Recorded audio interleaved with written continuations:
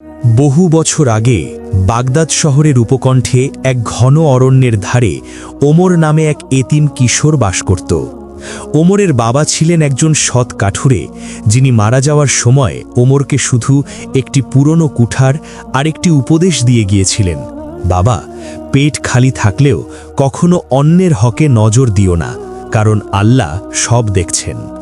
ওমর প্রতিদিন বনে কাঠ কাটত এবং তা বাজারে বিক্রি করে তার অন্ধ দাদির সেবা করত। তাদের অভাব ছিল নিত্য সঙ্গী, কিন্তু ওমরের হৃদয়ে ছিল আল্লাহর প্রতি অগাধ বিশ্বাস।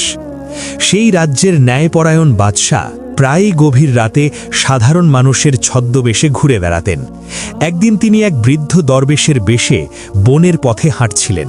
উদ্দেশ্য ছিল বনের ধারের গরিবদের অবস্থা দেখা। হঠাৎ তিনি দেখলেন প্রচণ্ড বৃষ্টির মধ্যে ওমর একটি গাছের নিচে আশ্রয় নিয়েছে। তার পাশে রাখা কিছু শুকনো কাঠ, যা সে সারা দিন ধরে সংগ্রহ করেছে। বাদশাহ দরবেশ বেশে ওমরের কাছে গিয়ে কাঁপতে কাঁপতে বললেন, বাবা, আমি অনেক দূর থেকে আসছি, আমার খুব খিদে পেয়েছে, তোমার কাছে কি কিছু খাবার হবে? ওমরের কাছে মাত্র একটি শুকনো রুটি ছিল, যা সে রাতে তার দাদির জন্য নিয়ে যাচ্ছিল। সে এক মুহূর্ত না ভেবে অর্ধেক রুটি দরবেশকে দিয়ে দিল। বাদশাহ মনে মনে অবাক হলেন, কারণ তিনি জানতেন ওমরের নিজেরই খাবার কিছু নেই। বাদশাহ আবার পরীক্ষা করার জন্য বললেন, বাবা, এই বৃষ্টিতে আমার খুব শীত করছে, আগুন জ্বালাতে পারলে ভালো হতো। ওমর তার সারা দিনের কষ্টে জমানো শুকনো কাঠগুলো, যা বিক্রি করে সে দাদির ওষুধ কিনত, বের করে দিল এবং আগুন জ্বালিয়ে দরবেশকে ওম দিল। আগুন পোহাতে পোহাতে বাদশাহ কৌশলে একটি ছোট থলে ওমরের অগোচরে ফেলে রাখলেন। বৃষ্টি থামলে বাদশাহ বিদায় নিলেন। একটু পরে ওমর থলাটি খুঁজে পেল। খুলে দেখল তাতে 50টি খাঁটি স্বর্ণমোহর। ওমরের চোখের সামনে তার অভাবী জীবনের সব দুঃখ দূর হওয়ার স্বপ্ন ভেসে উঠল। সে ভাবল, এই টাকা দিয়ে দাদির চোখের অপারেশন করানো যাবে। কিন্তু পরক্ষণেই তার বাবার কথা মনে পড়ল।